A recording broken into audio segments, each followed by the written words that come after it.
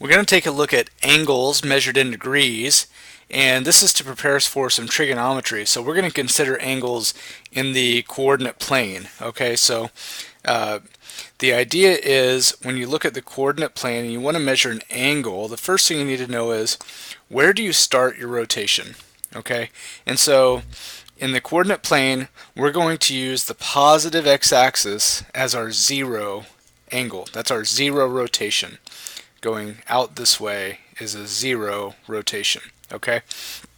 Now, from there we have to decide because we could rotate one of two ways. We could rotate counterclockwise, rotate kind of up from the positive x-axis, or clockwise, which is rotate down from the positive x-axis. So what we're going to do is we're going to say that rotation counterclockwise is a positive rotation, and rotation clockwise is a negative rotation. Okay?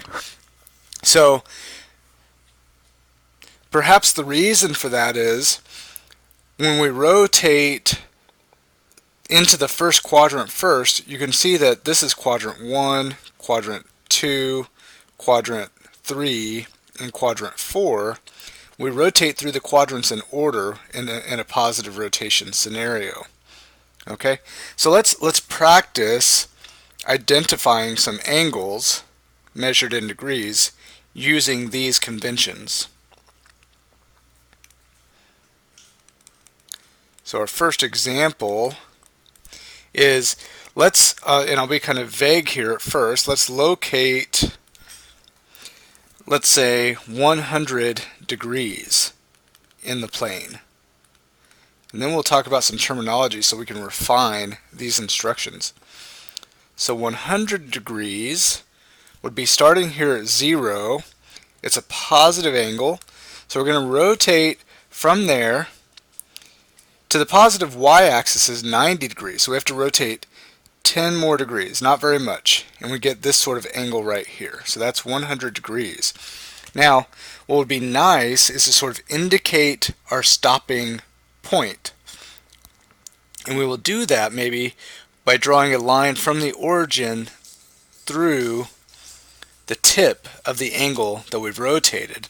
Now this side right here is called the terminal side for 100 degrees. And that's kind of crucial when you're trying to map out an angle measurement in the plane. Now, we can also label some other things in this rotation. For example, we knew that this angle was 10 degrees past the positive y-axis. We could label that like this. Or we could think of it as 100 degrees is 80 degrees shy of the x-axis on the other side. So lots of ways we can indicate this. For reasons we can learn in a later video, we're often going to be interested in the angle here that measures from our terminal side to the x-axis. So that's the one we're usually most interested in. Okay, and again, we'll talk about that in a later video when we talk about reference triangles.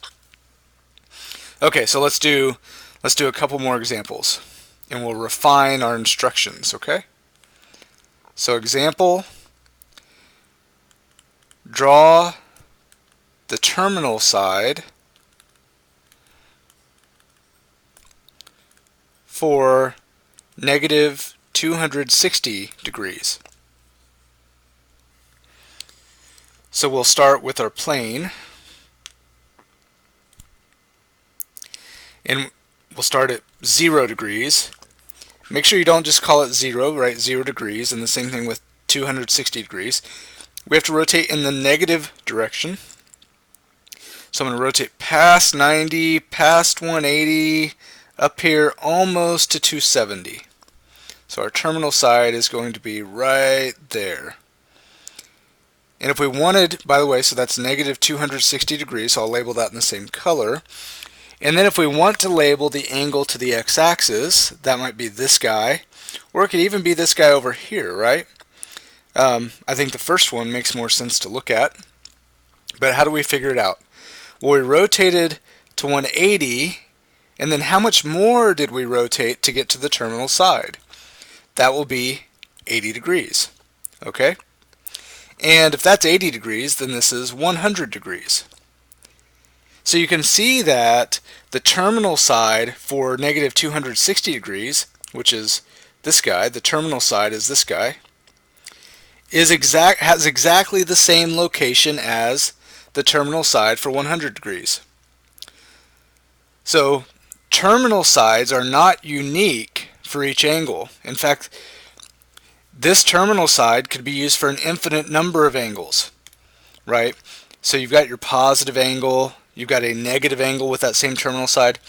You could even start at 0, rotate around the whole plane one time, which is 360 degrees, and then rotate more to land at that terminal side again, like this. Okay? So there are an infinite number of angles that can hit any terminal side. Alright, so let's get one more example out of the way. Something with a different terminal side. Draw the terminal side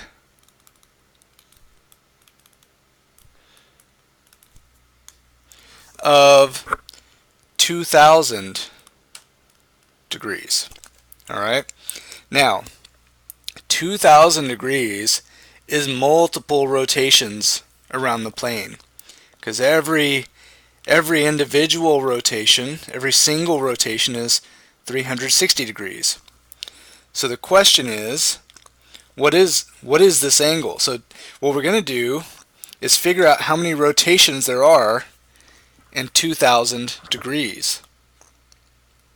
And then we'll figure out what's left. Now, you could just subtract 360 over and over and over again until you get something less than 3060. Any of these techniques would be fine. So you might want to pause your video and try to find out how to draw this terminal side.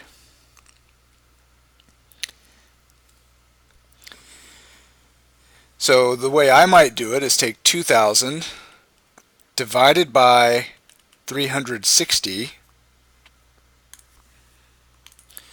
which is about 5.5. So that's how many revolutions we have. So we're looking at whole number revolutions, which is 5. So how many degrees is 5 revolutions? So 5 revolutions times 360 degrees is 1800 degrees. Okay? So this is 0 degrees, but if I rotate around 1, 2, 3, 4, 5, it's also 1800 degrees. 1800 degrees has the same terminal side as 0. So if that's the case, then I need to start here at 0 or 1800 and rotate another 200 degrees to get to my 2000 degree angle. Okay, so 200 degrees will be start here, rotate to 90 to 180, and then a little bit more, and that gives me my 200 degree rotation past 1800, and that is 20 degrees past the 180 mark. So that's, we could indicate that there.